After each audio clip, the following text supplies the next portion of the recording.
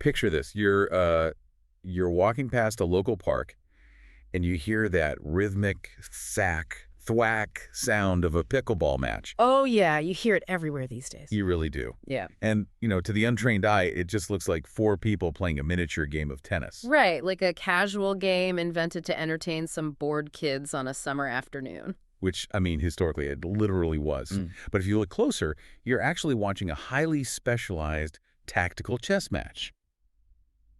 Welcome to the Deep Dive, everyone. Glad to be here for this one. Today, we are cracking open a really fascinating breakdown of strategy. The source material is called Singles versus Doubles, the Geometry of Victory. It's such a great read. It really is. And our mission today is to uncover the fundamental geometry and the physics of the game. We want to answer the critical question that every serious doubles team basically has to face. Which is whether you are the attacker or the defender. Exactly. Are you the sword or are you the shield? And look, whether you are a seasoned player who hits the courts every single weekend or someone who has literally never even picked up a paddle, you are going to learn a lot today. Oh, absolutely. We're going to see how court positioning dictates completely different physical tools and movement patterns. It basically proves that the person on the left side is practically playing a completely different sport than the person on the right. It's wild to think about. But before we jump into, the modern gear and the high-level tactics, we're going to have to establish why these two distinct roles even exist in the first place. Right, especially on a completely symmetrical court. Exactly. Well, if you look at the game's evolution from its invention on Bainbridge Island back in 1965. Which is a very different era. Very different. The strategy back then was simply, hit the ball over the net and just hope your opponent messes up. Right. Keep it in play. Yeah. But in today's televised professional spectacle, positioning is literally everything. So let's break down the geometry of a standard team with two right-handed players. Okay, lay it out for us. So the left side player naturally has their forehand in the middle seam of the court. And the middle seam is basically where most of the action happens, right? Exactly. That middle area is prime real estate. So because their forehand is right there, that left side player becomes the alpha. They are the sword. The sword, okay. Yeah, and their specific job is to apply pressure and hit really aggressive drives. Right. Pure offense. But then you look at the right side player. They have their backhand in the middle seam. Which is a lot harder to generate massive power from. Exactly. Because it's mechanically harder to swing hard that way, they become the shield, the setup player. Got it. Their job is patient construction. They hit low, unattackable dinks into the non-volley zone, the kitchen, until the opponents eventually pop the ball up. And teams go to crazy lengths just to keep this alignment, right? Like the whole strategy of stacking. Oh, stacking is fascinating. Players will physically run completely around each other immediately after the serve just to make sure they maintain those specific left and right roles. Okay, let's unpack this. Because on paper, a lot of this rigid specialization feels kind of counterintuitive. How so? Well, the court is a perfect symmetrical rectangle.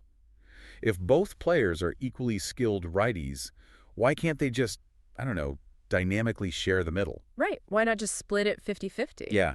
It feels a bit like a band where you have two lead guitarists. You can't have both of them playing a blistering solo at the exact same time. Right? No, that's a good way to look at it. It's just noise. Yeah. So someone has to play the bass line. But is it purely about just avoiding running into each other? If we connect this to the bigger picture, the band analogy is great for the coordination side, but the actual dictator here is unforgiving geometry. Geometry, okay. Yeah, the middle of the court is basically a giant magnet for the ball.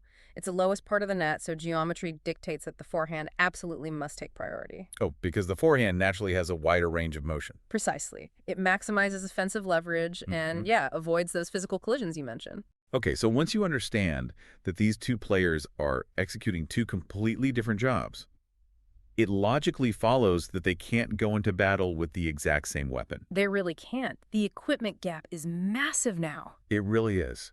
The paddle technology has become so space-age recently. Let's look at the sword's weapon first. Okay, so the attackers, the swords, they need power, reach, and velocity. They want to take time away from their opponents. Right. So they use elongated paddles. Like literally longer and narrower? Yeah, because in physics, a longer lever creates a higher swing weight. that gives you higher velocity at the tip of the paddle. That makes total sense. And the inside of the paddle is different too, right? Very different. They use thinner polymer cores, usually around 14 millimeters. Why thinner? Because a thin core absorbs less energy. It gives the paddle way more pop, which is how you hit those crazy 60-mile-per-hour drives. Right, but then you have the shield on the other side. They have to somehow survive those 60-mile-per-hour drives. Exactly. So their weapon is completely different. Defenders use wide-body paddles. The ones that look more squared off. Yeah, because squaring it off expands the sweet spot horizontally. It helps when you have to make a split-second block and you don't hit it dead center. So it's more forgiving. Much more forgiving. And they need thicker honeycomb cores, usually around 16 millimeters. To act as a shock absorber. Exactly. It literally takes the kinetic energy out of the ball so they can drop it delicately back into the kitchen. You know, it's wild. In the source text, they called it the literal difference between swinging a sledgehammer and holding a velvet cushion. That's a pretty vivid way to put it. But I have to ask, does having the velvet cushion actually compensate for the sheer speed of an attack? Yeah. Like, human reaction time has limits. What's fascinating here is a concept players call clubby hands. Clubby hands, what is that? It's how that 16-millimeter core physically allows a human to absorb a point-blank blast right to the chest. The core collapses slightly upon impact. Oh, wow. Yeah, it increases the dwell time of the ball on the face, which swallows the speed and lets the player drop it softly over the net. So the paddle is literally bailing out the human reflex limit. It really is. But, specialized paddles only dictate what happens the exact moment you hit the ball. To even get to the ball, the sword and the shield have to interact with gravity in completely opposite ways. Oh, the footwork is a whole different ballgame. Right. Let's talk about the dance of the baseline in the kitchen. How does the shield move? For the shield, it is all about stability, balance. You have to hold the line without giving up any ground. So they stay low. Very low. Wide athletic base, deep knee bends, and tiny, really precise shuffles. And there's a specific mechanic they use, right? The split step? Yes, the crucial split step. It's a small, synchronized hop where you land exactly as your opponent makes contact with the ball. Wait, why do they hop right at contact? It neutralizes your momentum. It allows you to have explosive lateral reactions in any direction.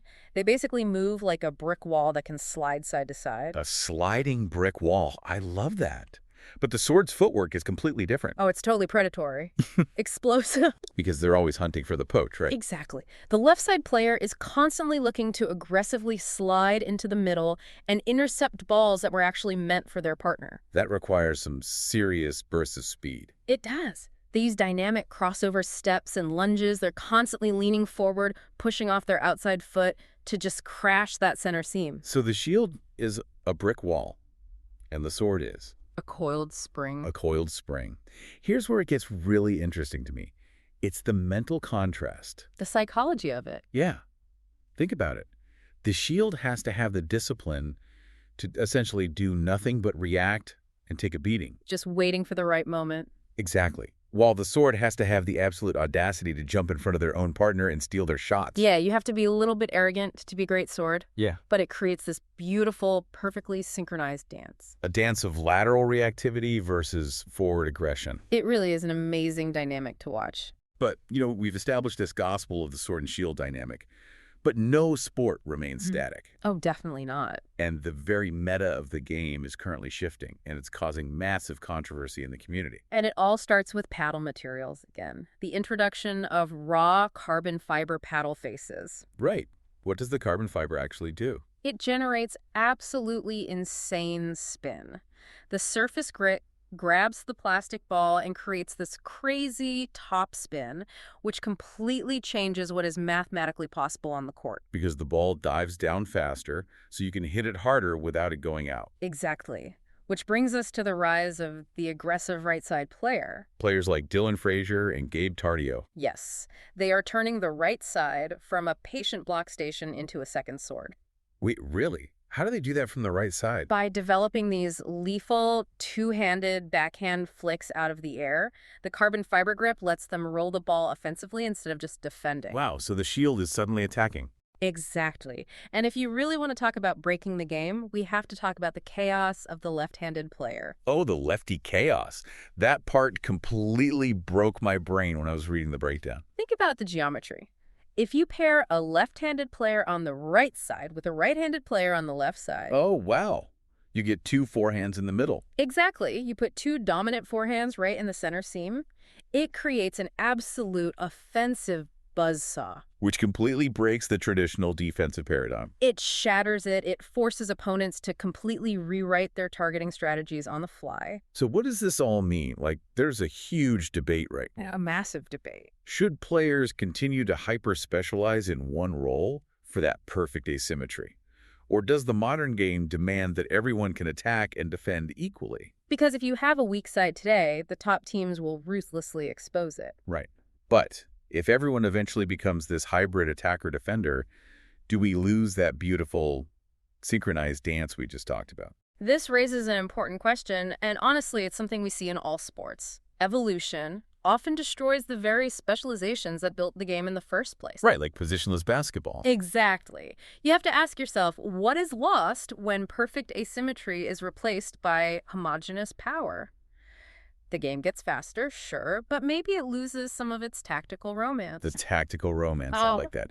So, to you listening right now, here is your takeaway. Pay attention next time you're at the park. Yeah. The next time you step onto a court, or even if you just watch a match on a Saturday afternoon, look past the neon balls and the funny name. Look at the invisible architecture. Exactly. Look at the feet. Look at the paddles. Notice who is hovering like a coiled spring and who is holding the line with soft hands. Ask yourself, and maybe ask your doubles partner. Yeah. Are you the sword or the shield? And I'll leave you with one final unexplored thought to chew on. Oh, lay it on us. Since raw carbon fiber technology and these new two-handed backhands are already threatening to make the shield role obsolete, what happens when paddle technology evolves even further? If equipment becomes so advanced that any defensive touch is literally mathematically impossible? Wow. Will the sword role also collapse? Because an attacker only exists if there's a defender. Exactly. It might force the invention of a completely new geometric paradigm for the court that we can't even imagine yet. A completely new geometry. Yeah. Now that is something to think about during your next warm-up. Until then, stay curious.